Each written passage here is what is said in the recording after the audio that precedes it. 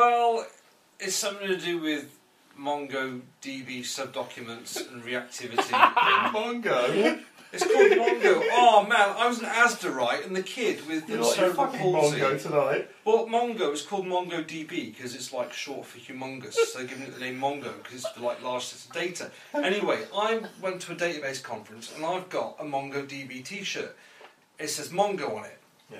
I thought nothing of it. Walking around with Mongo. Walking to Asda. And in Asda, there's this dude with cerebral palsy, right? Oh, Jesus. And he's looking at me. He's on one of the cashiers. He's looking at me, and he's like, "Why are you wearing?" I'm not going to do the accent. I'm not going to humiliate The him. accent? It's not a foreign country, Rob. Well, it sounds a bit funny. Anyway, Where are you from? I'm from cerebral palsy. well, anyway, so he's like, "Are you taking the piss out of me because you've got Mongo written on your T-shirt?" I'm not, because so I end up trying to explain to him everything there is to know about NoSQL databases, and his eyes just glaze over, and he's like, "You're not taking the piss, are you?" I said, no, really. And he said, "So you really are that much of a loser? You understand this stuff?" And I thought, I just paid for my Smarties and left. It's alive!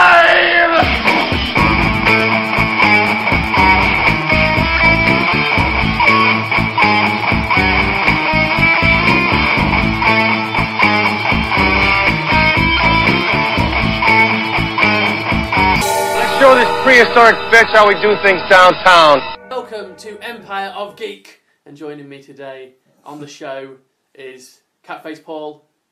Hola. Phil, you're only here for a short amount of time, aren't you? As we'll talk about in a few minutes. It'll be quality because time. you're a knob and you've double booked yourself. I promise you I won't go on like I usually do. It'll be quality, short, succinct to the point. I won't go on. I promise I won't waste time. We've got Andy, current Ultimo Geek, which is the official name for the quiz now. Ultimo You Geek. call him current? Current Oh, Ultimo I thought Geek it was- I champion. go by that or Quizzy Rascal. Yes. And second place, the man described First of the as losers. the big number 2. We've got Raoul. Bugger off. How are you this week, Raoul? Knackered. You're tired, aren't you? Been up for nearly... No, I have been up for 2 days and a bit, 2 and a bit days. It's going up. It's 48 hours Stories before increasing. now it's going up. And we're also joined by Florian Hello. without his lady wife. Yes. So it's just the boys tonight, isn't it? Boys, Lads. lads. Maybe we can be ruder than we usually are. Yeah, we can talk about bums and stuff. Anyway, so just before we get going on stuff, Paul, we were going to record yesterday. Paul couldn't make it because, as always, he promises and then at the last minute says he can't do But something. I always do was that. here, I came here, I showed up, I waited the best part of 40 minutes. And then he Yesterday. left. I And think then I Andy yesterday. turned up as well. Really? You showed Yesterday. up after Yeah, you were pulling out the drive as I was walking up. That's all you. Why would you show up 45 minutes late? Well, I just thought it would kick off. Just disrespectful, isn't it? I It's just, rude. Disrespectful. I just couldn't make it in time, but I made it, which is a point. I didn't get any text about it being on yesterday. You said, can we do tomorrow? No, what Yeah. days can we do, you said? And I said, Yeah, we can do Monday or Tuesday, and you said you could do Tuesday. Yeah. So I said, let's do it on Monday. And then we couldn't do Monday, so I said, let's do it on Tuesday. And then, because I didn't want to tell Alright. you until, and then you said, because you suggested Tuesday. I did, yeah. So I move it to Tuesday, you turn up, and well, you don't turn up, you text me and say, I can do Tuesday. I can't do very long today because I've got other plans. And so I texted back, I can't. You call me something derogatory, something rude that I'm not going to repeat because I don't like using swear words in case we get found out using them. so you're busy tonight, aren't you? You're off to see your lady. She's got you on On a a leash, tight short leash. leash. You're under the thumb. Well, I hope Basically, so. she's trimming someone's hair, and then you've got to get back to give her some sweet, sweet loving. It's going Is to that be true? sweet. It's going to be purring. Will it's you be gonna the cat who milky. got the cream? Meow. Old Whiskers McGee over there. And we've also got It ain't going to be Florian. homely. I'm going to tell you that much. Florian's turned up tonight, and you've parked on the verge in front of the neighbour's house. Controversy. On purpose. On purpose to On piss purpose. them off. And actually, she did stick her head around the side there, didn't she? Yeah, she's sort of Don't you been- get on with your neighbours? I do really well until Florian has turned up. He did really well until Yeah, his you dad know went me round there from and upset They're everybody. really protective over that. You know, they were saying that they they think of their own land as their little bit of England, so they think of that as like Belgium. And the fucking Germans turned up and parked his bloody great big tank on it. To be fair, that I can see. Now, I was saying already, we had some issues before where an Asda's van did a wheel spin on their verge, and then they tried blaming my dad for it. And so they came round and went, we think he's an ex-bank robber. He's got that little bit of London about him. And he came round and went, I think your old men's ruined my front verge. My wife saw him wheel spinning on it. And she didn't see him wheel spinning. She saw him pulling out of our driveway. And so I wasn't here at the time. And so I rang up my dad. And he went, what? I didn't do anything. We went round there. And he went to see him, knocked on his door. Went, what are you blaming me for? And that's actually quite a good impression. And he said to him, as I told everyone else already, like north and south, wasn't it? You come out here. He says, look at this. Look at that wheelbase. Winter is coming. He said, look at that. It's far too wide for my car. Because I drive a Ford Focus. Sounds like Jimmy Tarbuck. Jimmy Tarbuck from Liverpool. Is your dad from Liverpool? No. Jimmy Tarbuck is, though. Oh, yes. That accent wasn't from Liverpool. Is your dad from Manchester or somewhere? No, he's from Hull. Hull. He's from Yorkshire. Yeah. He's a big codhead. And so he pointed out that there's no way it could have been him, and he says it's probably an Asda's truck. And then he said to him, by the way, your hedge has got red spider mite. You need to sort that out. Sunbeam. And that was it. Now we're on good terms until Florian Newburn parked there and reignited the fucking war. I apologise. We don't care, do you? Just go goose step next door and apologise. Hey? Anyway, so let's crack on with the show. So the first thing we're going to talk about is there's been a lot of announcements over the last week or so about Batman vs Superman: Dawn of Justice. It's going to be shit. There's Enough said. Move on. Why is it going to be bad? I'm interested to know what you think. Oh right, okay. Ben Batfleck. And also There's Batman in it. If anyone didn't know. To be fair, I liked Ben Affleck in. No, I didn't like him in anything. No. Sorry. He was the bomb in Phantoms. A few things have happened in the last few weeks. First of all, someone leaked the trailer for the new Superman versus Batman film, which I actually intended to show you a few minutes ago. So what I'll do is I'll pause this in a minute and show you it. So they leaked it, and then Zack Snyder saw this and said, oh, balls, they've leaked it. I might as well give out the high-quality version. Or was it a clever marketing ploy? So they've released that now. So I'm going to show you that in a few minutes. I'll stop the recording. And then just yesterday he released these two posters, which are the first two teaser posters for it. So you got the one with Batman on. I think Batman looks pretty cool in that. You can't see his face, with the Superman logo over it. And then a Superman one with the Batman logo over it. And all it says in it is 2016. Are they going to maybe change Ben Affleck? Is that why they covered his face? Because there's still a chance. Might just do the right thing. We're clinging to the hope now. I think they're pretty much tied into Ben Affleck being in it now. But what's the premise of the movie then? What's the synopsis? from what I understand, the idea is Batman's an older Batman, and Superman fought at the end of the previous Superman film. He fought Zod, and so the world knew about him then, and so he is. In fact, if you watch the trailer, it kind of gives away a bit more possibly the plot. But it seems that people are very distrustful of Superman. Lots of people hate him because of all the thousands of people who were killed in the previous film, which is what it got criticised for. Mm-hmm. The fact that Superman would not have fought those Kryptonians in Metropolis.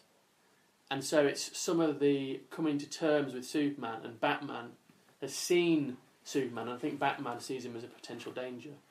But I think Batman is, I mentioned in a few episodes ago, Batman's supposedly meant to be a lot more low-key. He's almost like a mythical figure with the underworld fear, but no one's really sure if he exists or not. And so he has seen he's seen Superman, and he thinks, this is a potential threat to the world. I need to neutralise it. It's interesting from the perspective of what we were just talking about, that he might, Superman's character and the chinks in his armour might well be being investigated, in a way that they haven't in previous movies. That he is flawed. He's a flawed character, which always makes a lot more, for interesting. It's the whole Civil War-y type, things going on with the Marvel universe. Seen enough in film where you've got all their superheroes fighting against each other. Similar kind of thing here. Yeah. The big worry I've got for the film is going to be that they're going to have Aquaman in it. Shit. It's going to be shit. And also that they're going at it from. They said we're going to make it serious. The Batman films, Christopher Nolan, did really well because they were so serious and dark. Mm-hmm. So we're going to take the tack opposite to the Marvel films, which are quite jokey and fun and have serious moments in them. Have you seen, on a slight tangent, but I saw the first episode of Daredevil, And I look on Netflix, and it is quite dark and it is quite gritty, more so. And I always thought Daredevil was a bit of a crap character, but actually, having seen the pilot of this, I can't wait to see the rest. We're going to talk about Daredevil later on in the show. Daredevil is a good superhero. It's really, really good. I've always thought him to be a bit of a knob, but... Is that because he was played by Ben Affleck? Yeah. Welcome If you to base Batman that on the vs film, Superman. Rob. No, Not on the comics. Oh, your dog's licking me. Anyway, yeah. Things never said by Batman. Anyway, so what I'll do is I'm going to pause the recording and we will watch the trailer that Zack Snyder and then we'll give our thoughts on it. So there we go, we've just watched the trailer. I finally managed to show it to everyone. Raoul, give us your thoughts. Boring. I don't know. I think the concept that, Superman worshipping him and all that kind of stuff, and people freaking out about it. But I whatever. Oh, for Christ's sake! It's only they changed YouTube. It's the thing when they changed YouTube to actually play the next thing. It pisses me off. It just sounded a little bit pantomime-y, like Ben Affleck. It's Ben Affleck, basically. Get rid of Ben Affleck, and I'd probably change my opinion. Any other thoughts? Well, you said about them worship. They don't all worship him. We saw there's a big statue, which I'm guessing is almost like their memorial to the people who were wiped out in the first film when Zod attacked. I'm going to guess that is, that big machine they brought down and put in the middle of New York that was basically trashing the place. I'm guessing that'll be their version of Ground Zero. There's going to be some kind of parallels drawn between this massive attack that went on, not the band Massive Attack. Contrary to public opinion about how I feel about franchises, I'd be quite interested to see that, just based on what I was saying about the idea of investigating Superman's, the changing of Superman's character, the falling from grace, the not so white. But he hasn't fallen from grace, really. People are just pissed off at him because of a narrow judgment in which they're blaming him for stuff that wasn't necessarily his fault. But what's that going to do to him? I see what you mean. As a character, right, okay. What impacts is it going to have on his character? Because he's always been, looked at to help and get rid of evil. Is he going to turn around and say, right, screw you all, you don't like me, so I don't like you? Yeah, smash exactly. What's going to happen? No, because he's Superman. Of course, he's not going to do that. And he should. But what? Superman's a good guy. He doesn't just go, you piss me off and all. If the world's against you, you fight back and you hit twice as hard. He doesn't have to. He's got. So you go to genocide. Wipe them all out. Batman's going to be after. I'm quite excited by the film, to be honest. There's lots of stuff in there which I think are quite cool. The whole idea of the big statue of him and then someone's painted false god on it. And there's a lot of scope that could go there with that. I also like the fact that there's a bit where you see him in some kind of underground bunker with soldiers, and the soldiers, if you look carefully, have the Superman emblem on their arm. So I'm wondering if he works some kind of special government task force. And there's a bit at the start where he's holding what looks like a rocket or something. I'm wondering if, because I'm sure in some of the sneak kind of things that was going on in the film, which were leaked, that the beginning of it, there's some missiles fired somewhere and he grabs them and stops them. But I think he has to land in Russia to do it. And I think it kicks off like an international incident about that. See, what's going to be interesting also is that there's a sincere... Each character's going to have a sincere perspective of honour and decency, aren't they? And yet they're integrity, and yet they're going to be facing one another. They're going to be fighting one another in some way, aren't they? I love the Batman armour suit. It's so much like Frank Miller's The Dark Knight Returns. It's so similar. You've sold it to me. Let's go watch it. I didn't realise I'd won you over. I think it's going to investigate some interesting ideas. This idea of the polarised ideas of good and evil. But it's going to be investigating two people's perspectives, each of whom have got this decency and integrity about their reasons for doing what they do, fighting against evil, fighting a good fight. Yet they're going to be facing one another, both with perspectives of their decency and their honour and their reasons for doing what they do. Yet they're not. They're going to be against one another, aren't they? So I think it's going to be interesting. Well, in the American versus doesn't necessarily mean against, which is bizarre, but when you look at song titles, if it's like two people, versus could just mean with, but so maybe they're playing with that as well. But what you were saying reminded me of the Watchmen thing, when I'd have no idea what the characters are called. I've watched this I watched the film like years ago. You're about at the very end, Dr. Manhattan and Rorschach. Yeah, basically he goes and sacrifices his reputation and his, omnipotence for the sake of peace for the world type thing. And so maybe that's sort of what's going on with Superman in that sense.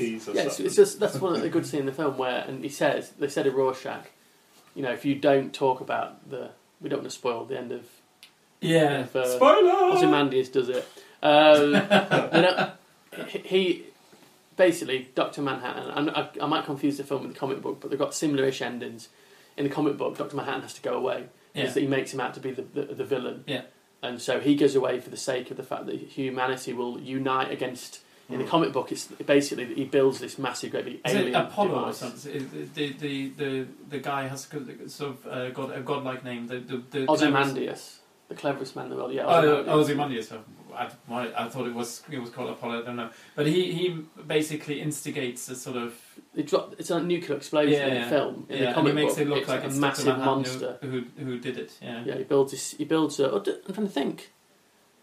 Does he blame Dr. Manhattan? I think actually in the comic book he makes this huge genetically altered dead monster. Yeah. And he drops it. He teleports into the centre of Manhattan or whatever, or New York. In the film, he sets off lots of explosions, which is have the signature of Dr. Manhattan's sort of projects that he looked into, basically, as a sort of cheap power source or whatever. And then, so that's I was just sort of spitballing this, but essentially it's quite similar. So if Superman goes sort of underground a little bit because he sort of wants to, not be a target. I think in it, Superman's the government, whereas Batman is underground in it, which is very similar to the Dark Knight Returns. The fact that in Dark Knight Returns, Batman's faked his own death at the start. And what you said about the Avengers film as well, because it's Metal Boy is the is the sort of government arm of things. Oh yeah, Iron Man versus Captain America, or Metal Boy as I like to call him. But yeah, I'm that trailer got me quite excited. Yeah. I am scared that it's going to be shit though. Yeah. They need to have some jokes in it, surely. Well, if it's shit, it's going to be a one-off. That's the only downside to it. But this is the beginning of their universe. They've changed the director of Wonder Woman now to a different female director. They've got other films this is their big. They need this to be successful. Yeah. And you know what? It's going to be successful because I can't see it failing. Even if it is the shittest film ever, Battlefield Earth. Yeah. I can't see it failing. But did you say Battlefield Earth? To direct it. Battlefield Earth. Oh god, yeah, that's John Travolta and Scientology. It's the worst film ever committed to any medium whatsoever. Yeah. See, when you say that, it's almost sort of compels you to go watch it. It's not like so bad that it's good. It's it's bad. If it's really bad, how can something be that really bad? If I'd have been, say that film came out now and there'd been Kickstarter, I would have definitely started a Kickstarter to earn money for me to go over to America, find whichever Monsieur Rent Boy John Travolta's having performed sex on him, and I would chin John Travolta because it's the shittest film I've ever seen. It wasn't shit good; it was just bad. So it's even worse than he stole 2 hours of my fecking life. That big Planet of the Apes in 2000, which I was really looking forward to seeing. I really was looking forward to seeing that. The trailer looks awesome, and then I watched it, and it was just a massive letdown.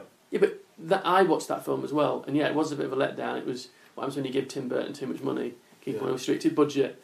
But that film, I watched that film, I was like, oh, it's a bit of a letdown, and I walked out there. I didn't want to go and find Tim Burton and murder him. Yeah. I would have happily tracked down John Travolta. So this is serious, though? It's just such a... There's nothing redeemable about that film. Nothing whatsoever. All you think about is your own mortality in that film, and you're thinking, I should really walk out, but I don't want to lose my money because I'm so tight-fisted. There'll be at least one gem in this film that I can take away from this, and so I don't get such bad buyer's remorse. Can you remember back at university, Sparky was obsessed with Blair Witch Project. We all went to see Blair Witch Project. It was going on and on about how great it was, and it was the worst film I've ever seen in my life. But I didn't leave because people were saying, "Oh, if you leave, you're scared." I wasn't scared. I was just bored. I thought it was going to be a bit scared. I didn't go that night. I was doing something that night, but I do know that I watched it on. Someone got a dodgy version of it, and I just thought it was shit. I couldn't watch it all the way through. It was boring. Yeah, it was just dull. I saw it post-hype, and you just want the characters to die halfway through the film. Oh, I chucked the map away. Well, then you deserve to die. They're just walking around wobbly, it's improvised. heavy breathing bullshit. It was novel for its time because it was improvised, and it was like first person. And they made out that it was real found footage to begin with. That was the big thing that sold it. Yeah, and there was a website and stuff. It's really like, it's amazing. I know, it's 1990s. It's well marketed. So anyway, that was Superman versus Batman versus Superman. I'm excited. Andy, we didn't get your opinions on it. I'm super excited. I'm stoked. Good. Incidentally, I'm really excited. I'm off to see this Saturday. I'm off to see the new Avengers film. I cannot wait. I just think it's going to be so good. But anyway, back to what we're going to talk about now. Now, we also watched the trailer for the new Jurassic World film. This is a Universal Pictures film. It's going to star Chris Pratt, who's just been in Guardians of the Galaxy and did really well in that. Seems to be the golden boy in Hollywood at the moment. There's a ton of other people in it, most notably Vincent D'Onofrio, who's in Daredevil. And Criminal Intent. Really good actor he is as well. Steven Spielberg has returned as executive producer of this, and basically the storyline is that 22 years after the events of Jurassic Park in 1993, there's the Isla Nublar, which was the island where they basically set up Jurassic Park, is a fully functioning dinosaur theme park. However, after 10 years of operation, the visitor rates start to decline because they've got used to it, all the stuff. Because once you've seen a dinosaur, 20 times you've seen a dinosaur. Yeah. So what they do is they decide to come up with a new attraction, which from looking at the trailer seems to be a T-Rex with big long arms. That's what I think it is. I'm sure it's more than just that. It's going to be out in June 12th, 2015. So what do you think? Does the idea of a T-Rex with long arms and fingers that it can actually use, it could phone people and stuff? Phone its mates to get you. But it's all over. Its arse, I suppose. Like, I was reading this book once on genetics. They had posed a hypothetical, evolutionary conundrum about, the T-Rex and how if it had long arms, it'd be stuffed. It wouldn't be enough to give it long arms. You have to give it long legs and longer tail and everything else, to balance it. Well, they used to reckon that the T-Rex's tail dragged on the floor, but then as time went on and they continued making shit up from just a few bones, now they say that it doesn't. That the T-Rex's tail would not have had to drag on the floor to support it. But I don't know. I saw that, and I won't be watching it off the back of watching that trailer. It looked flaccid and diluted. It looked like flaccid. Flaccid. But your trousers undone again. You see your wife, It did. It looked like a slightly updated version of the original trailer of Jurassic Park 1990, whenever it was made, 1993. Was it 93? Yes. And I like that movie, but again, it's just a diluted, reinvented It's a bit tired. bag of dinosaurs. It's a franchise, isn't it, Paul? It's a franchise. It's a bloody franchise. This is what I mean. This is my argument all over, isn't it? It's a diluted version of the original movie. Doesn't look very good. Go. There you go. What do you reckon, Florian, as a scientist? As a scientist, it doesn't hold up. I mean, the one of the aspects that they never really discussed in the original Jurassic Park is that the dinosaurs were actually created using only partial dinosaur was it DNA. toads or something they used? Or lizards or something amber. like that. It was a mosquito and some amber or something. Yeah, but then they but combined that The with idea it. was that the mosquitoes sucked up the blood from the dinosaur and then got covered in amber. But then they got a bit of it out, got the DNA, and then... Yeah, but I mean, they basically had to piece it together with, lizard DNA or whatever to get on, and then obviously implant it in some egg and so on. But I don't know. I agree with Paul. I think it's not enough to. It's Jurassic Park for the next generation, isn't it? It's a reinvention of the original, which was a good movie. Well, do you know what? I didn't really rate the first movie, and everyone bums it. It's seen as a classic. It wasn't what I wanted. The CGI was. Oh yeah, the CGI, the dinosaurs of its time. Even now, still look good considering how long ago it was done. The problem I had with it was that a lot of the visual effects are made on Amigas, you know that, don't you? I know. I actually liked both of them. I think lost half of our viewers. Amigas. The Amiga, an amazing. Honestly, I cut my digital teeth on the Amiga. Right. Greatest machine. I'm actually going to the 30th birthday of the Amiga. You know what? When we do the way you say it sounds like amoeba. It's interesting. It's going to be wild. Because now I understand a lot about your Is it relationship, really? my relationship, Rob. Because it was either Amiga or Atari ST, and I was Atari ST. Twat. Wanker. Anyway. It was, wasn't it? It was. Like the Amiga right. guys. The Amiga guys would argue with the Atari ST guys about how good that computer was. It and was. vice It was versa. much better. Yeah, but ours was used for a lot longer in the music industry. So stick that up your slightly better ring piece than Music industry. Did they put in a safeguard, as in the original Jurassic Park? Because in the original Jurassic Park, the safeguard was that there's an amino acid, I think, that if they don't get it, they die, basically. And then sort of nature evolves. Which Because that's just how evolution works. yeah, exactly. That yes. quick. But as a movie, as an adventure, movie or of its time, there was nothing like that that had ever been done before. It was quite an exciting concept, wasn't it? Whether the science is correct or not, it was a good entertainment. It was original. Yeah. Whatever you did. I was going to say, I just wondered whether. But to reinvent it again as it is, it's just. I would rather What's watch the this point? than the original, and the reason being is just that when they first discussed the original, it was about this idea of this theme park full of dinosaurs, and I actually wanted to see the theme park running and then it go wrong with all the people in it, rather than Dickie Attenborough inviting them all around to have a look about before it opens and then it goes wrong and there's only a few people there. I wanted to see mass murder. Well, that was the excitement of it. It's going to be this theme park, and I want to see what it looks like when it's up and running because the idea was interesting of it. Yeah.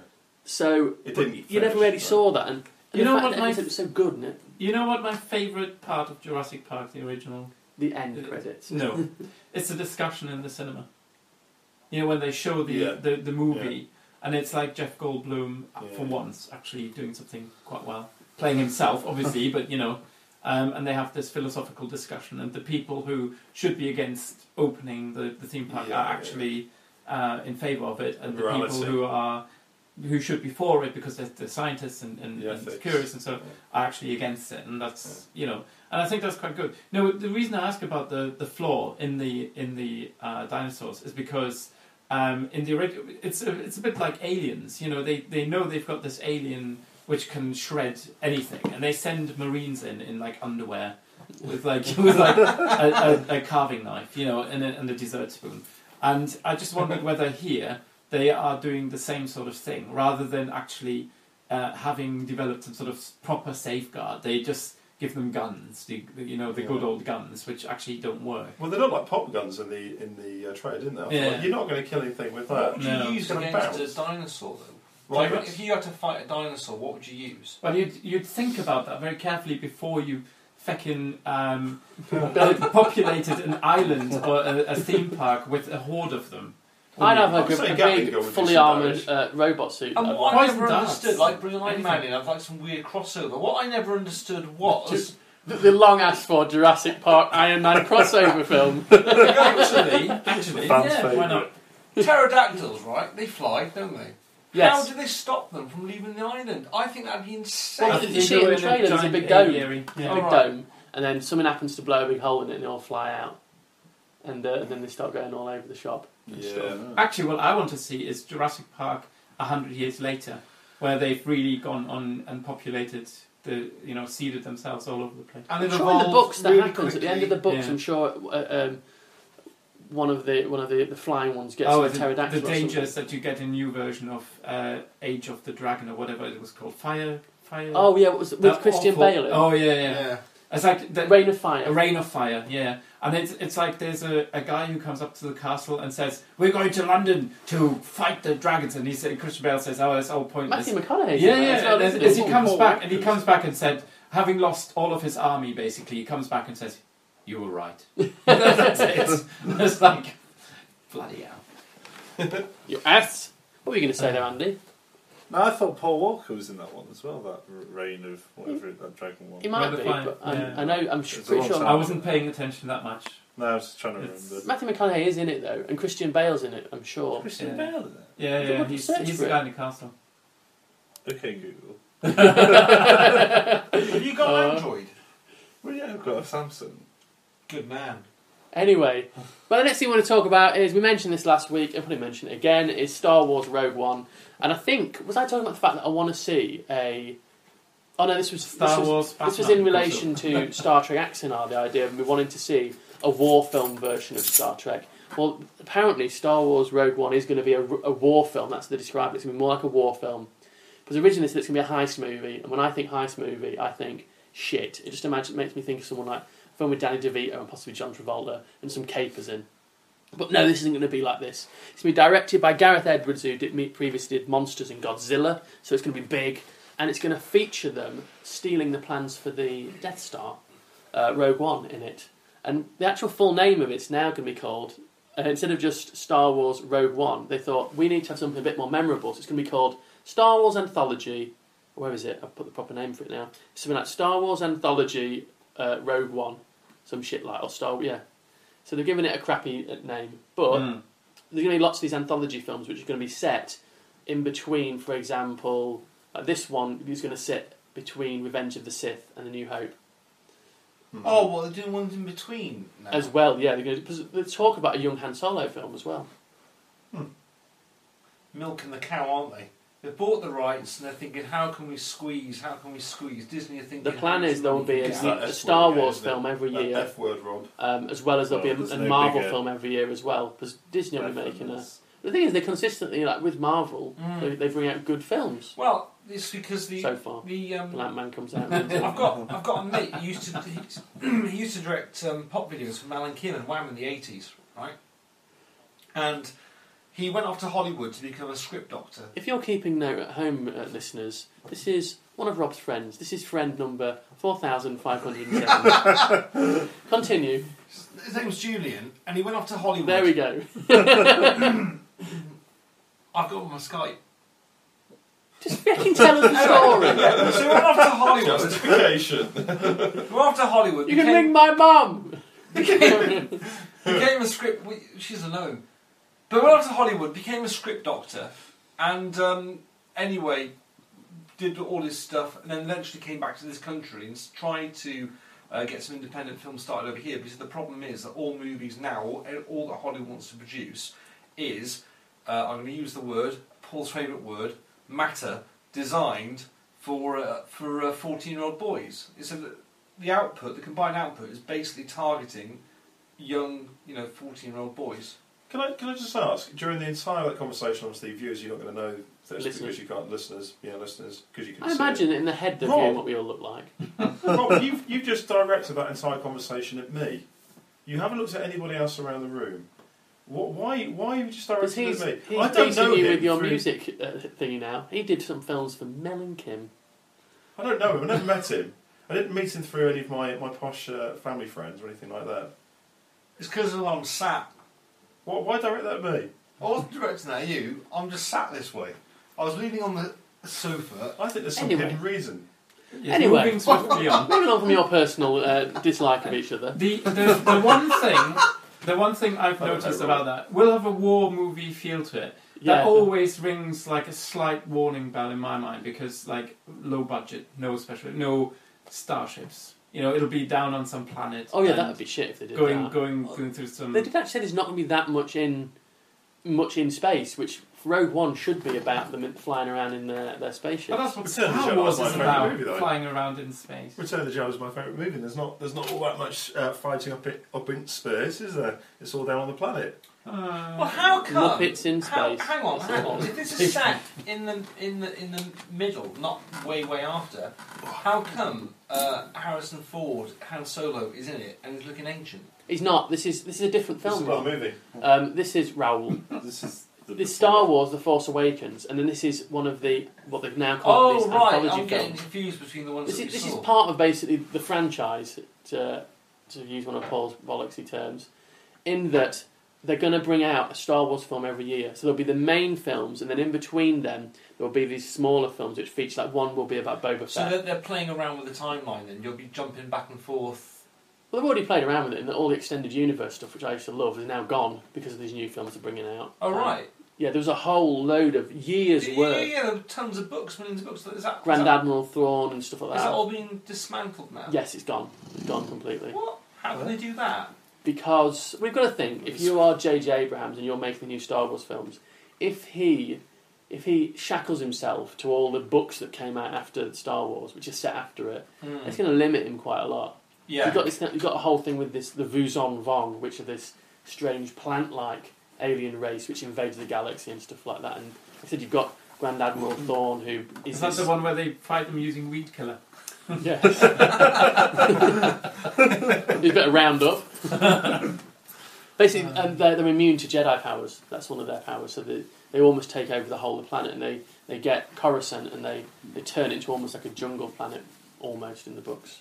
Yeah. So anyway, so that's Rogue One. The next thing we want to talk about is the Star Wars: The Force Awakens. What did we all think about the trailer for that? Looks good. The second trailer. Looks good, like it. Looks really good. It looks exciting. Yes. Lots of cool stuff, and we get to see That's the one with old Harrison old wonky nose Yes. Harrison Ford himself, Got it, yeah. and He's looking Chewie a as bit well. old, isn't he? Yeah. A bit old, a bit long in the teeth. So, are you excited for Star Wars: The Force Awakens? Yes.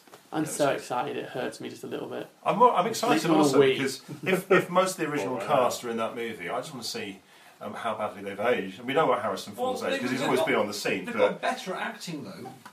yeah, Like Mark Hamill, I upset those people at university because I thought Star Wars was shit because the acting was so bad.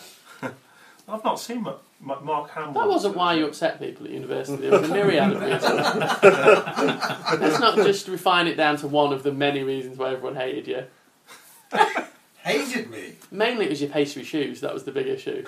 Oh, those jeans. The only person who'd come from the valleys and his mum had baked his shoes. Couldn't wear them if it was wet outside, but pastry was all damp. I used to pop them in the oven. They were orthopaedic shoes. Old Not the bloody pasty. afflicted. Look, they look like pasties, but you know, they were on the NHS. I couldn't, you know. He nearly broke one of my friend's teeth because one guy tried to eat one of his shoes. Yeah, He yeah. was wearing He it. was crawling on the floor and he started biting my shoe. I'm going to eat your pasties. So I kicked him in the face. I thought it was perfectly reasonable. Get your face off my shoes. No, I think it's funny. I'm going to bite your shoes. So I just moved my foot into his face. It used to be. They don't make shoes the size of my feet, so I have to have them specially baked at Ginston's. my underwear. See my underwear. It's made from leeks. Right, I'm going to leave you. You with sound like a gay Yeah, Indian. yeah, so that's Paul going now. Then see you then, Paul. No, sounded. Your Welsh accent sounds like a gay Indian. Well, that's what Can we Welsh just people sound remember like. we're in the middle of a podcast at That's the how you not moment? sound. Anyway, Posh So- boy. right. I will continue. So we're all excited about The Force Awakens. We've seen lots of the new characters in there. It's going to be a goodbye, everyone. For the Bye, listeners, Paul. Paul's Say bye. leaving because he Bye. double booked himself. Yes. Oh, Gonna get it on, that's why. Good man. what happened to Bros? You like get those filthy thoughts out of your mind. Trust me, I don't want them on Me with mine. my good lady wife, girlfriend. The vision. See you later. See you later. Give her one for us.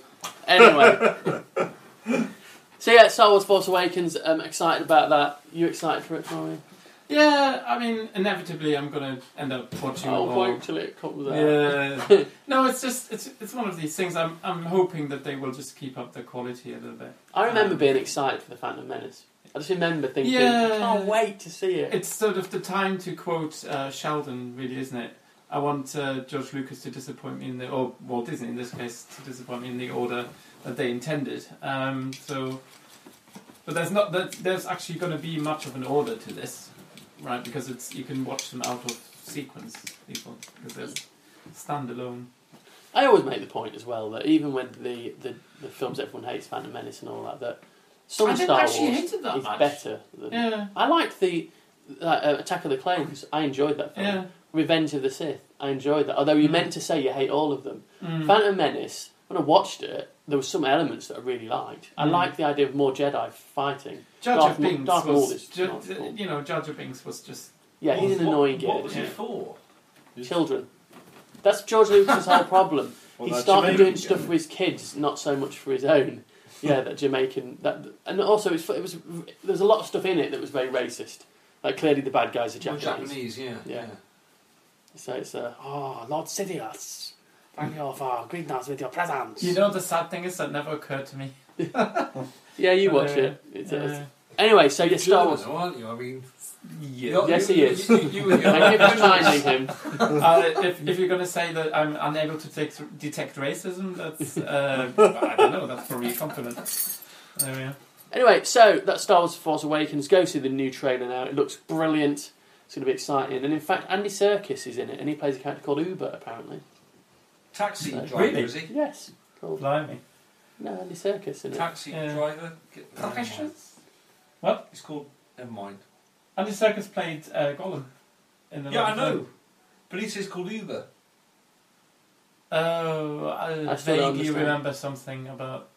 Yeah, no. Let's move on. Yeah. Yeah. Right. Right, and then we looked at Mr. Holmes, which we spoke about a few previous podcasts ago, which is basically going to star Ian McKellen, and it's going to be about an older Sherlock Holmes who lives in the country and he keeps bees and stuff like that. And it seems like he goes back to solve his last case, which he retired for some unknown reason, which I'm sure they'll tell you in the film. It's directed by Bill Condon, and it's released in June the 19th, 2015. So Bill Condon did Ghosts and Monsters and Dreamgirls. Well, Dreamgirls is... Oh yeah, I know that's the film. That's Showgirls, which is a shit film. So, what did you think of the trailer then? The two Twilight movies aren't exactly brilliant. Yeah. We'll forgive him for that. Well, no, we won't. Well, the books are not good. So what did you reckon to the trailer? Did it? is Watson alive in this? So I don't know. I don't think he is. I've got a feeling that he's died. yeah. Were you excited about it, Raoul? Yeah. Like, properly. I love Sherlock Holmes. More so than the Star Wars films, actually. I just thought it looked brilliant. I just can't wait to see it.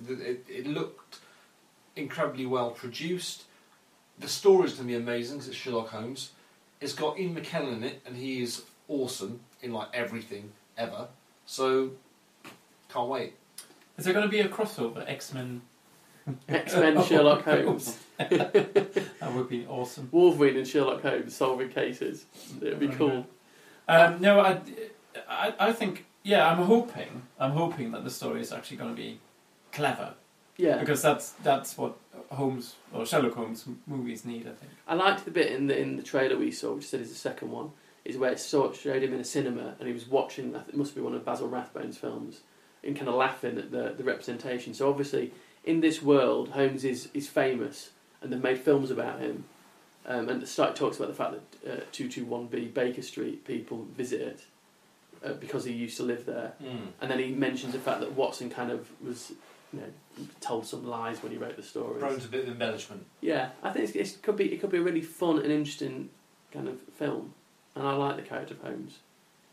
I told you before, I won some tickets once off Twitter to go and see a one-man performance of Sherlock Holmes. It's called something like The Last Case, and I took Lisa, my girlfriend, along with me. Was that the LPAC? The LPAC, Yeah. Yes.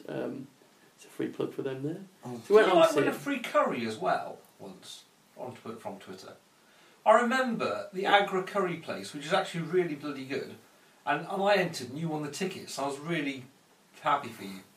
Yeah, I think I did. Yeah. Yeah, I had a spate of, when I first went on Twitter, I won almost everything that went in for. I know, it was annoying. I really wanted that curry. It was amazing. It was a good curry. They're a good curry house. We should go there. Well, Not now, because we're kind of busy. Yeah, listeners, sorry, we've got to pack it It's up. the sound of doors shutting. We'll leave the I'd podcast keep it running. going. I'd keep it Yeah. going. It'd Come be back like later. a 12-hour one come back and it's breaking wind. I'm eating too much, I can't go out. So, we went to go and watch this, and it was quite... I really enjoyed it. There's lots of clever little hints. In it, Watson had died. Holmes was talking about his past cases, and there's a bit where he kind of turns his chair around that he's sat on, and and the lighting changes, and he turns into Moriarty. But the way he does it, without any special effects or anything, just looking over the chair and changing his voice and the lighting, was really good. And so when it finished, after seeing all these little things he said, which hinted to different stories, and what I said to Lisa, I said, that is really good, isn't it? And Lisa's never read any of the Sherlock Holmes books. She was I said, did you enjoy it? And she gave me the normal response of, yeah. I said, were you bored shitless? I said, have you ever read any Sherlock Holmes? She went, no. I said, so all those clever little things that I was like, oh yeah, that one's like the Red-Headed League and stuff like that, and the Orange Pips ones as well. She didn't get any of them, so it was like 2 hours of just utter stuff she had no fucking clue on. But I loved it. It was so cool. But in a similar vein, but about a different franchise, I nearly said, but a different universe. Star Wars. There was a theatre troupe who did Star Wars in 90 minutes, like all of the 3 Star Wars movies that there have been, which was hilarious. It was really, really good. I like stuff like that. Reduced Shakespeare Company as well. Yeah, I've heard them really, really good as well. Yeah, I like stuff like that. So that's a big thumbs up from us for Mr. Holmes. Yep. The next one is A Tale of Tales. It's going to be shown at the Cannes, or Cannes, how do you pronounce it? You're more foreign than me. Cannes. Well, you can. Cannes. The Cannes Film Festival. It's an English language film. It's going to star Matteo Garrone, or directed by, Matteo Garrone. It stars Salma Hayek, Vincent Cassel, Toby Jones, John C. Reilly, and a bunch of other people. And it's based on a fairy tale called The Tale of Tales, which was compiled by Giambattista Basile. It's an Italian-led production, which is going to be co-produced in France and the United Kingdom, and it's going to be in this year's Palme d'Or for the Cannes Festival, or Cannes Festival, whatever you want to say. Cannes! So yeah, it's going to be in that. Now, we watched a trailer for it, and that's what I thought about it. I like the look of it. It looks very kind of fantastic, and yeah, it fails at being a trailer though. Yes, because it's just images, isn't it? No, I thought it worked as a trailer because it looked visually enticing. You know, you want to go in and watch it. Is there some naked ladies in it, Raoul? I forgot about those. You liar! So the thing is, it doesn't give that much away, and it looks great, and it is intriguing, and I think for that it's a success because you want to watch it. Whereas, if it was clear from what was going on, it was that obvious. You don't have to give everything away. I would have liked some kind of explanation about what I'm going to get. I don't need to know how it finishes, like Americans need to know how things finish. It's lots of like monsters and fairy tales and death. Yeah, but I want to know how does it all fit together, and that ginger woman who you said that she was like she was stretched. No, that was Paul that said she was stretched. Was she? Yeah. Paul loved it, didn't he? You could see him. As soon as Palme d'Or, he was like, juxtaposition. Ooh. He was, yeah. So it looks really interesting. So I did a little bit of research on The Tale of Tales to find out a bit more about it. And what I found out is that the guy who collected it, this Giambattista Basile, he collected all these stories together. Then he died. And I think it was his sister who finally collated them and kind of got them published. And they were the inspiration for people like Charles Perrault and the Brothers Grimm when they come up with their fairy tales. So the way this works is a little bit like the Arabian Nights in some respects, in that there's a frame story. And now, obviously, a frame story is, for those of you listening who don't know, is where you basically, they used to do it a lot with some of the Hammer horror films, where you have a story and then within that story, other stories are told. So the main story is a bit like The Princess Bride. That's almost like a frame story. What was that? Oh, it was. Well, that's a medieval Twilight Zone type, not the Twilight Zone. Yeah, that kind of. There's an episode of the Twilight Zone. Yeah. The Twilight Zone in the film, they do something a little bit like I think in that one. Yeah. That's and the Crypt, something the Crypt. There was Tales from the Crypt. Yeah, Tales from the Crypt. That's the other one. Yeah. And anyway, sorry. No, it's fine. There's a sort of a version of that sort of medieval times in the time of the plague. I think it's sort of dirty stories, basically called the Decameron, which is quite interesting. Not just because it's dirty, but because that's where people go when their worldview is quite bleak. There's basically sex, death, and these sort of themes. All the cool stuff. Yeah, food. I think in the Canterbury Tales as well. Probably one of the best known examples of a frame story. But anyway, in the original story, there was 50 stories told over 5 days, and it's all about this cursed princess named Zoza who cannot laugh. Now, the story is really weird, so I'll try and summarise it as best I can. I may balls this up, so if people want to check out on their own. But anyway, there's a princess called Zoza, and she cannot smile and laugh. So her dad decides, I want to make my little girl chuckle. He builds her an oil fountain outside of the door to a room, or either inside, somewhere near that. An oil fountain, so that as you walk into a room, there'll be a fucking big fountain of oil all over the floor. I said it was weird.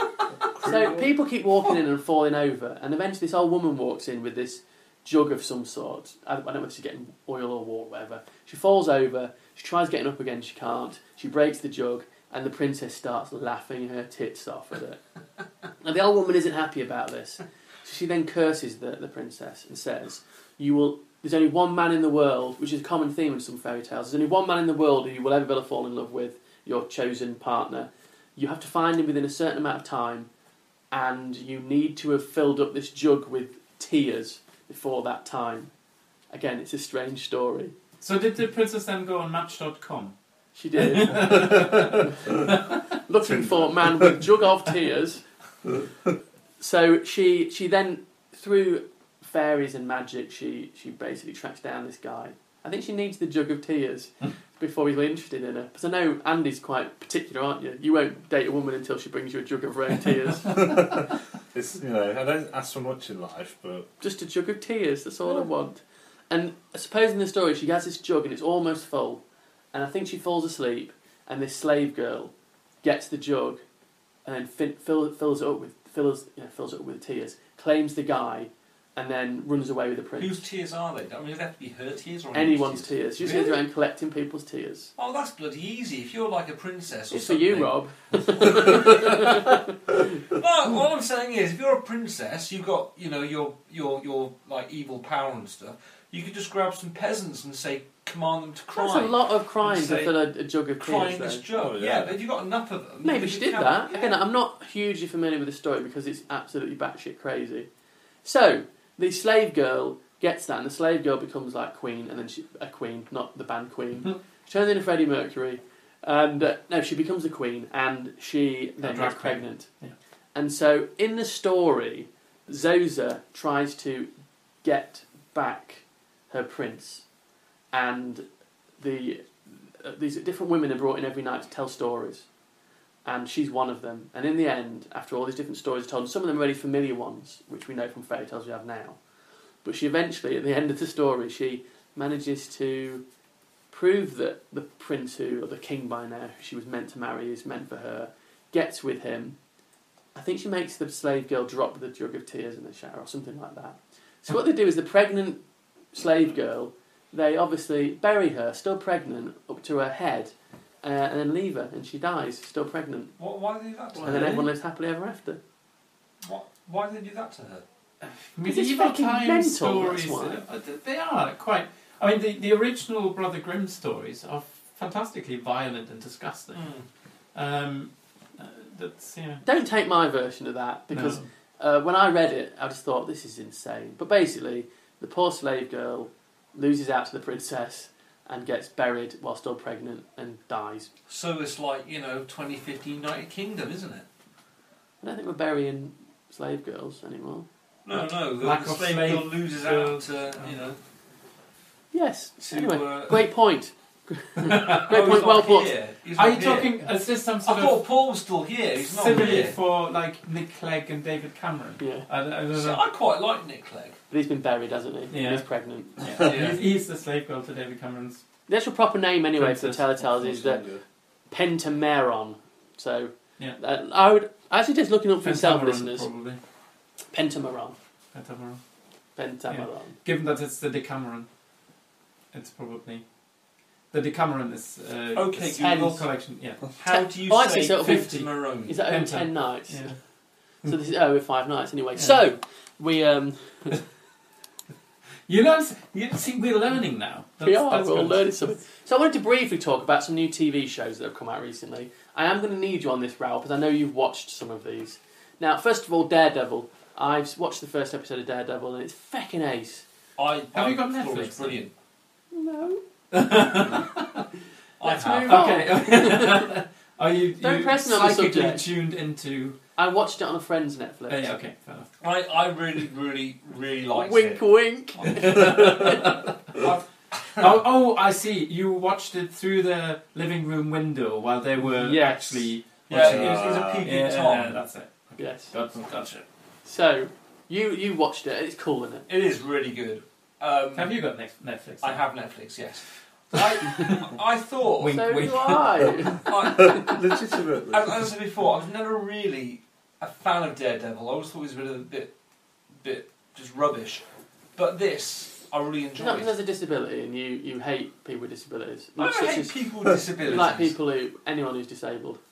This is your second story about upsetting. Hang on, I've worked with, I've employed people who've had disabilities. So, there. Anyway. Magnanimous roll. Yes. Yes, go on. Daredevil. Liked it. Yeah. Yeah. No, I like the... I mean, I don't want to spoil too much about it, but the whole thing about him being a lawyer, there was more about him and who he was as a person, his character and what he was trying to achieve Charlie Cox, and who fight plays for. him, is a nice guy in it as well. He was in Stardust, if you remember watching that. Oh, that's him. Yeah. Of course it is. Is he British or American? British. All the best actors are. I'm pretty sure he's British. Yeah, he's British. I Oh, would say wow. he's British. There He's we British. are. I thought he was perfect in the role. Pulled it off. I didn't see him do that, the filthy beggar. So, there's just a blind man wanking over there. I mean, they set the scene up by, obviously the whole pilot is just establishing relationships with characters and setting the scene up so they've got the... Did you like Deborah Ann Wall, who plays his Squeeze, the young lady who's found with a guy's murdered and she's kind of... I was trying not to give too much away, but that's how they... I'm sure everyone who got this has got It's Netflix. episode 1. I don't think you can give that much away. And you don't see the Kingpin either, do you? Who is the main villain for Daredevil? Yes. Who's played by, is it Vincent D'Onofrio? Oh, is that him? All right. Yes. But they make a big thing about you. He You makes a can't good mention evil you can't mention his name and all this kind of stuff. They make a big Wilson Fisk is what the character's proper name is. Yeah, But it's all kept. I liked it. It was very violent. I think when we mentioned it before, it's got the most kind of martial arts for any TV show ever. They reckon over the whole series because he fights, and I like the fact that he's a really good fighter in it, isn't he? Yes. He gets hit as well and he bleeds, Yeah. and that's what I like. The fact that where they've got the shots of him kind of with blood coming out of his mouth, and you see the effects of the beatings he takes, like when he wakes up and he's covered with That bruises was and all actually the only good thing about the film, because Daredevil was actually portrayed as a pill-popping, somebody who gets beaten up. That was the only good thing, because that was actually reasonably close to the comics, I think. They reckon this is quite close to the Frank Miller version of Daredevil, but I really enjoyed it, and I've got the rest to watch on Netflix, so I will be watching. I started watching the second episode, but it ballsed up halfway through. My Netflix did, so I'll need to. I hope they don't put him in that stupid red costume. Though. They will, do put him in the red costume, but I hope they don't, because when he's But like it is red. It is that costume. Yeah, but when he's in his slacks and the bandana and all that kind of stuff, that's just cooler. That's proper vigilantism, not like going how would you around. know what his costume colour is anyway? He's blind. Well, exactly. So why would they put him in this red thing? I'm with sure he horns? dresses himself. If it was realistic, he'd come out like trousers instead of a jacket or something sometimes. And he'd wear like one odd sock. It's such his sense of touch is still intact. Yeah, You and touch he has almost like he has the ability Radar, to yeah. hear, like With when his the rain eyes. falls. Echolocation, basically. Yeah. That's You ever tried doing that yourself in the house? Shutting your eyes and walking around But making... he doesn't have any superheroes, does he? Lots of people do that. But he doesn't. Daredevil doesn't have superpowers. Not superheroes. Superpowers. His in the senses are heightened to the... There's no way he could fight the way he does if he was a normal blind... Try attacking a blind man. You'll probably win. I know I did. I wouldn't win a fight against anyone, I think. If he's blind, then you can sneak up on him. Yeah, I still would lose. I'd probably knock myself out. Well, we're going to No, prove but that you've point. got, Next like, week, the we're going to get power ourselves a blind guy. You've got the power of physics and chemistry. What you're saying is I can bore people to death. No! You could like develop a poison and delivery system for said poison. Poison's chemistry, isn't it? Sorry? Poison's chemistry. Well, yeah, that's what I mean. Physics and chemistry. Oh, yeah. So he could create some kind of Are you just delivery fucking it in system. with a brick or something? You mean That's pure Potassium, physics. right? Right, the girlfriend That's was not telling brick, me that's that she were to kill, because apparently this is what they do when they sit around the lab, in pathology. They're all there going about how they could kill people and what the best way to do it. Apparently, she said, or they conclude, the best way to bunk Is to someone, tell all your friends what you to do. bunk someone. to bunk someone off, Oh, right, right. Okay. is to give them a significant dose of potassium or something, because it won't show up on a touch screen, but it would be enough to Well, it might. There's lots of things that you can do. So I had these conversations with a pharmacist in my undergrad years. Very interesting. But there's lots of things you can do. Overdose of nicotine, insulin, loads of things. Yeah. Anyway. You could hit them with a block of ice. When Why are we discussing? That happened in Colombo the other day. They killed Dean Stockwell. Oh yeah, that episode was brilliant. Yeah, but if you've seen Quantum Leap, you really want to kill Dean Stockwell. Because the murder weapon... Sam! It's like if you hit someone over the head with like a vegetable or something, then you ate it. There's an Agatha Christie story where a wife kills her husband with like a frozen leg of lamb or something, and then the police come around and eat the evidence. She cooks it or something. Yeah. I've heard or Hitchcock or something like that. It's one of these. But then someone talks about Daredevil, thumbs up, go and watch it. It's bloody brilliant. I can't wait to see more of it. Sorry? Right, just generally. Yeah. Okay. Game of Thrones has started again, and some episodes got leaked, which I've heard they're exciting episodes. I've seen the first one. Yes, you need to watch when they come out, because obviously we don't want to help with the leaking of it because it's illegal. Oh, they're good. But yeah, Game of Thrones' first episode is brilliant. In fact, all 4 of the episodes that are coming out, so I hear, are very exciting. I just love Game of Thrones. It is amazing. I love it. I will watch it once it's finished. I will not watch the series until I know what happens. In case it gets cancelled and they ruin it. Yeah. I think they've probably got about 2 or 3 more series in it. I think they've actually said when they roughly want to end it. Well, they're trying to match the number of books, aren't they? Well, there are some of the characters have already reached their point in the books now. George R.R. Martin is not going to get... the series will finish before he finishes all his books. He takes for fecking ever writing them. The Winds it's of like Wind is the Robert next Jordan one. and the Wheel of... Yeah, but died before he finished doesn't he it. write one... I believe he writes one episode per season. And one of the complaints of him is that episode takes like... I don't think he's writing an episode. He didn't go to the... what's it called? He's not going to the big Comic-Con, the San Diego Comic-Con this year. I thought you were going to say he doesn't go to Julian, the script doctor. That's why he can't write it. I imagine that they've spoke at some point. Julian, who wrecks in the fast lane, I do believe, is one of his stories, isn't it? Sorry? Did he not do Rex in the fast lane, your friend Julian? Didn't he want me to storyboard it for him? Oh, yeah. Ages ago that was. Yeah. I forgot about it, unfortunately. Yeah, so ages ago. Yeah, but good luck to him. I was busy at the time. So yeah, Game of Thrones is looking brilliant, and in the first episode, they, without wanting to spoil it, Mance Rayder comes to a sticky end, and in the books he doesn't at that point. So I'm wondering if Mance Rayder is still the spoiler, incidentally. Mance Rayder dies. We'll burn him. I haven't watched the other 3 episodes yet. Yeah, it's the first episode it happens in. I hope it is, unless I've ruined it. Yeah, they do. It's the end of the first episode. They burn Mance Rayder. Oh yes, they do. Yes, Jon Snow right. shoots him with that's the right. arrow. Yeah, with the I've arrow. fucking spoiled it completely now. Yeah. You haven't spoiled it for me. Because he's the king of the proper North. Yeah. The king beyond the wall. Beyond That's the what he is. wall, King yeah. beyond the wall. Beyond the wall. No, it's just brilliant at the moment, Game of Thrones. It's exciting. There's everything's coming together, and I'm actually. They've already changed a bunch of stuff from the books. In fact, in the 4th episode that I just happened to see. Well, Sansa rocks and up with dark hair. That's indication. Well, what's happening with Sansa by the 4th episode is very different from the books. I'm really excited about seeing where it's going. It's like the fact they're going to mess stuff around, and I wanted the books and TV show to be pretty similar, but I don't care anymore because I'm really enjoying it. So Game of Thrones, I'm glad it's come back. It's on great form at the moment, and there's some cool stuff going on, and there's going to be some big ass battles going on soon. And also, Cersei will be doing her Walk of Shame this season. Hasn't she done many walks of shame? No, the actual naked Walk of Shame through King's Landing. Which it happens in the books. Originally, they weren't going to do it because they film it in Croatia, and they said, "We're not letting you do it in the city." And they went, "Oh, why is that?" And they went, "Because it's immoral and all that, and we're standing up for we're virtuous, and we're not letting you have a lady walking through naked." They went, "Okay, we'll take our money somewhere else and film it there." And they went, "We've changed our minds."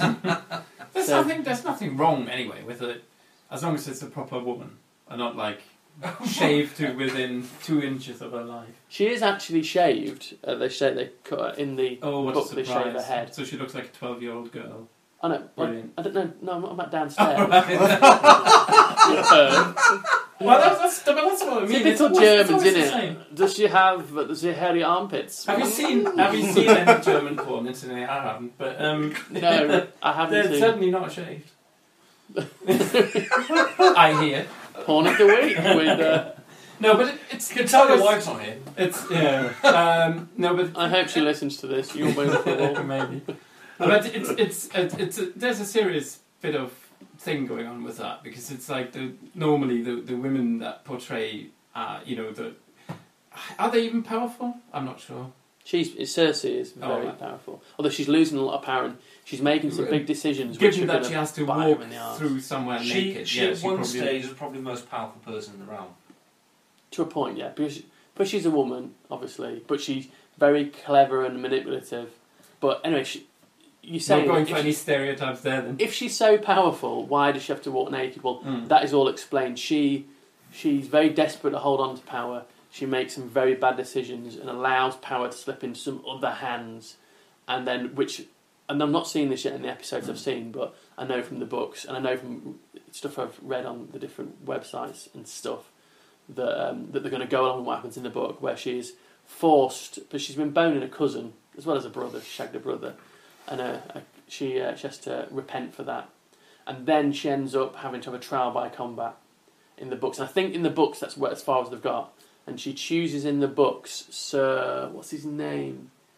Oh, this mysterious knight who's just turned up, who's fecking huge and appears to have no head.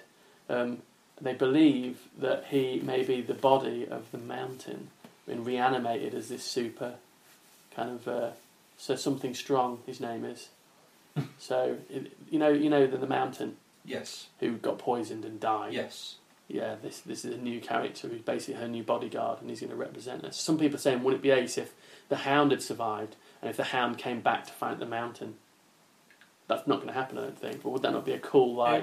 It would be brilliant. In fact, I am secretly hoping that the Hound is fine and dandy, and he'll be back. That's what I'm hoping. So yeah, I don't think he'll be in this. You can't kill dogs. That's against the rules. Well, I don't think he's going to die. I don't think he's died in the books either. I think in the books, though, he's probably not going to play much of a part anymore, but they could do in the TV series because he's a popular character. He's an incredible character. And finally, I watched a new TV series which the BBC made with BBC America called Tatau. That's how you pronounce it. Wasn't that a Russian girl band? That was Tattoo. all the things you said running through my head. We're lesbians, really? No, they're not. Well, they're lesbians. No. They pretended to be lesbians, but one of them was dating the manager or the guy who put the group together.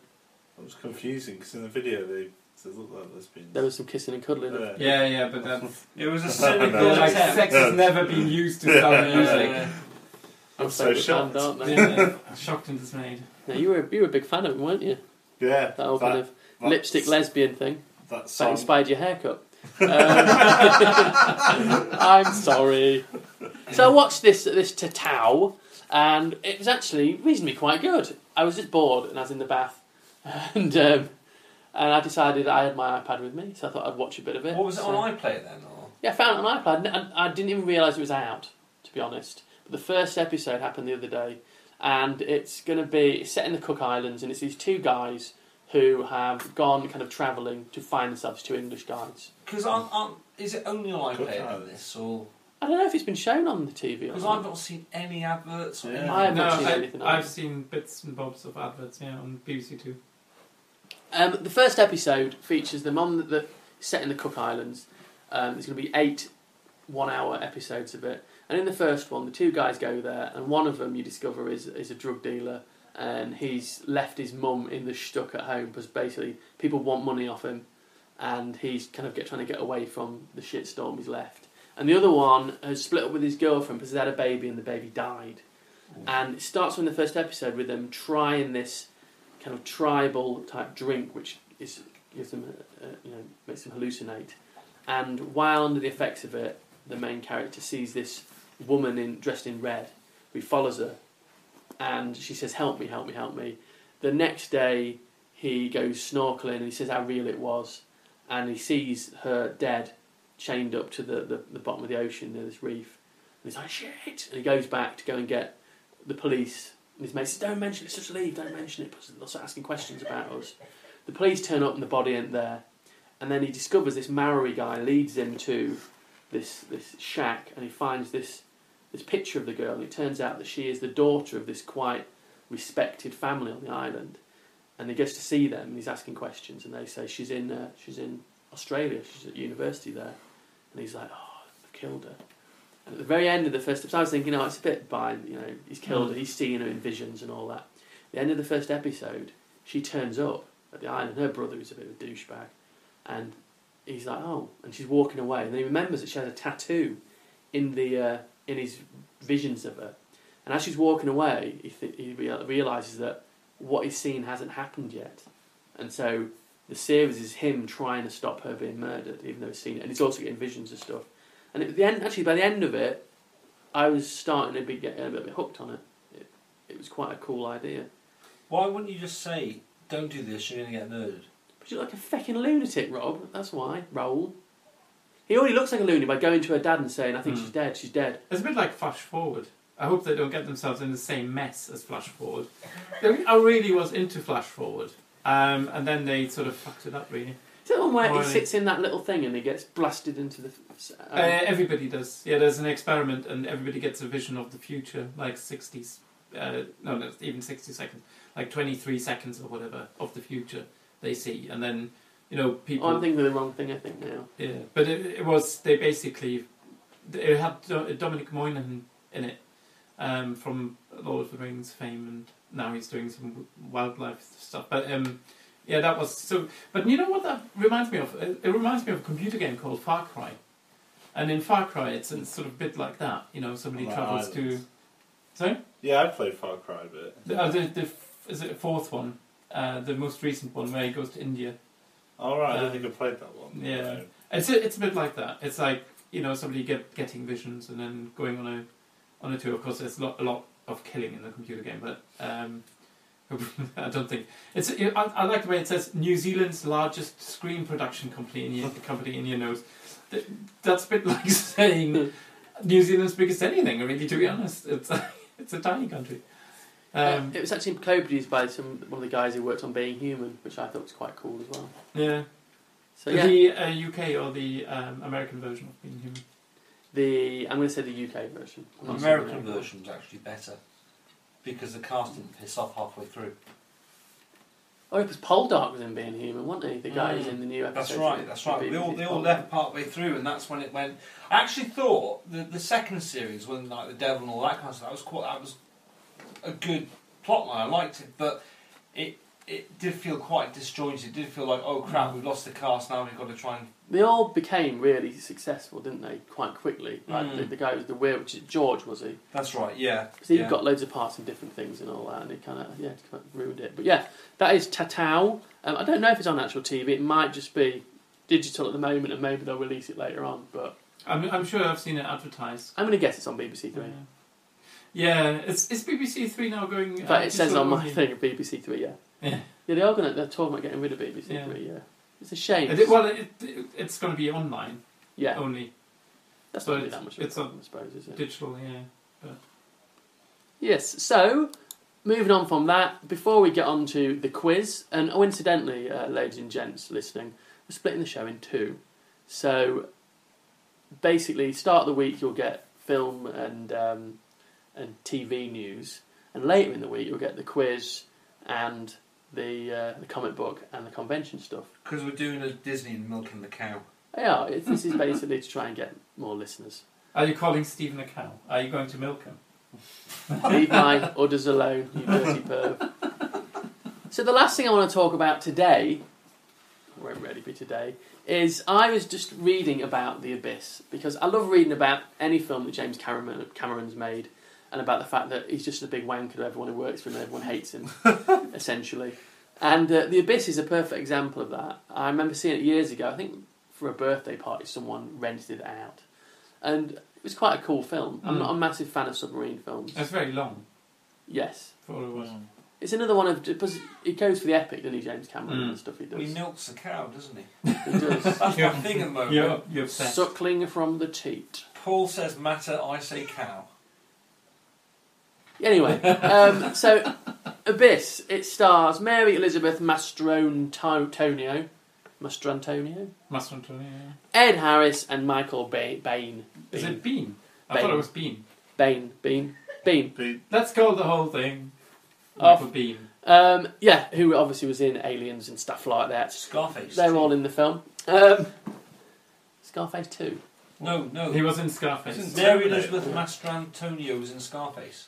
Oh yeah, I was going to say Scarface 2 was just a computer game they did. The world is... No, never mind. Anyway, yes, she was in that film as well. But yeah, I was reading about the film. They had to do so much stuff with that. And I was reading Michael Bean. He was... there's one story where they built these huge big tanks to basically film the underwater bits in. And obviously, someone went down so one of them at the time when they built it was the biggest kind of indoor tank thing in the whole of America. So probably the world. It's bloody Titanic all over again. And it took them so long when they were filming at the bottom to go up that sometimes they would have to hang there for ages, just suspended there, breathing oxygen so they didn't get the bends and stuff coming up. And he was on about at one time, because it was a production which was fraught with lots of problems, and they didn't really understand that, when they first set these big tanks up, there's so much water in them that it caused real problems. So there's bits where these elbow joint things burst off the tanks because the amount of water in and they started flooding everywhere. But he was on about one time where he was hooked up on this line waiting to come up, and he'd been down there for ages, and then all the lights went off. He was just in darkness. And he said he got to the point where he was there for so long that he thought, this is it, I'm going to die down here now. Everything's shut off. And there's reports about the actors and actresses saying they're going to quit. Ed Harris, he will not talk about that film now. He broke down. He had tears on the way home quite a lot of the time because he just couldn't stand the amount of pressure. Because James Cameron's well known for being an absolute dick to people. Will scream at his actors and all that. Yeah. Mary Elizabeth Mastrantonio, she had a breakdown on the film. Really unpleasant making that film was for them all. If you read up on it, it's terrible. And also James Cameron, who directed it, was produced by Gail Ann Hurd. And the main character in it, played by Mary Elizabeth Mastrantonio, is actually based on the producer, because James Cameron and her got on so well, and they married before the film was ever made. During pre-production, they broke up, and they were separated before the film actually finished. So it was James Cameron's a bit of a dick to work with. But the reason I want to talk about that is that in that film, the scene that I remember the most, or a couple of scenes, is there's a scene where Ed Harris's helmet fills up with this fluid that you can breathe in. Breathable fluid. And there's also another scene in the film where, before he puts it on, that they put a rat into this fluid and it starts breathing. And I assume that was a special effect. Actually, from researching it, that stuff exists. Perfluorocarbon, if I think I'm pronouncing it properly, exists, and that they actually did that with that rat. Yeah, it's a gel which you can dissolve a lot of oxygen in. Because, babies can come out and then breathe water for a little while. But the problem is that water can only hold like 8 milligrams of oxygen per litre. So baby can do that for a bit because they're breathing liquid anyway. But then, you need the amount of oxygen going in isn't enough. And the idea is that if you've got a diving suit with this filled with this stuff, then the pressure on the inside of your lung is the same or virtually the same as the pressure from the water on the outside. So you can go much deeper in the swimsuit. But it's much harder work breathing because you need to breathe in and out essentially a gel, which is of course harder work. Has anyone actually ever? Because I know they've done it on animals and they've survived. And at the time of the film, no one had ever tried it. Has anyone actually? Cause I think so. Yeah. Apparently, it's meant to be massively unpleasant. Yeah, because you drown in it basically, and that reflex of not inhaling a gel, and then you've got to get the gel out pretty much, all in one go and so on. Yeah. How do you get the gel out? Tough it up by man. Yeah. Wow. So they've said that it could be used in space travel and stuff like that, and particularly for diving, that there's potential for it. I don't know whether they ever would, because you just Build a spaceship up with the stuff and just walk around. That noise, if you can hear that noise of growling, is Andy's on the carpet. Just gnawing at my own arm. No, it's Dash. She's going insane. But there's something so exciting about the idea of a breathable fluid.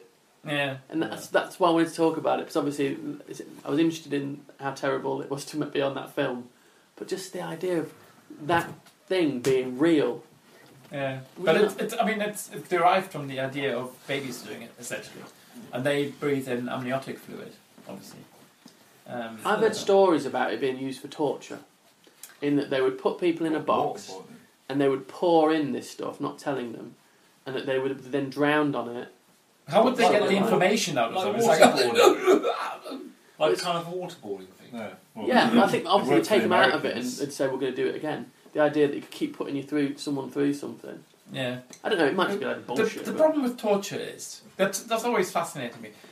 I would tell my captor anything at all. That is the big problem. And it's like, literally anything, made up stuff. Because how can you be sure that it's true? You can't be. Doesn't matter how good your torture is. I tell them all lies.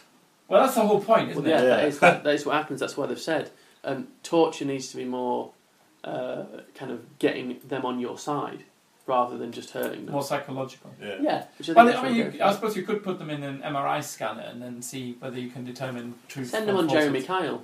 Oh yeah. Good point. Find out who the dad is. I fucking hate that on Jeremy Kyle. Did we mention this on the show last time? Getting in their face and shouting at them. Just the fact that he will get them to do the test, and then at the end of it, did we mention this on the show, or was this a chat I had with someone else? I can't remember now. They have this scumbag there, and he says, "So did you sleep with her dad then?" And then he goes, "No, I didn't." So the test result says, the lie detector says you did, and they're like, "I didn't know." And a lie detector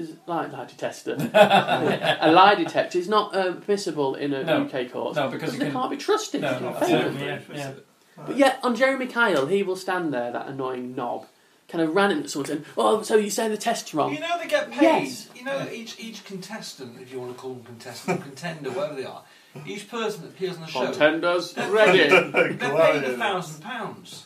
So you're going to be a scumbag to get on the show if you get £1,000 for it. Well, I've actually thought I want to be on it. Just with some made-up shit. Yeah. Come out like, you don't know me. Fuck you. What would your made-up shit be? I don't know. I could, I don't know. I really don't know. Dirty German. I'm an illegal immigrant. Stealing jobs from them.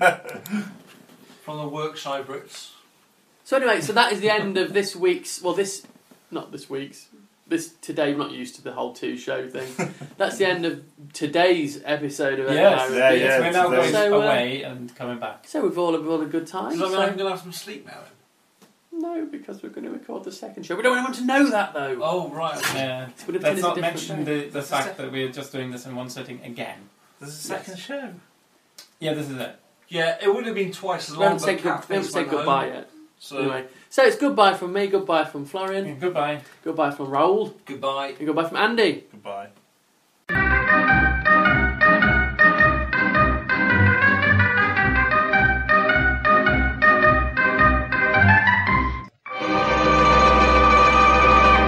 That was ghastly.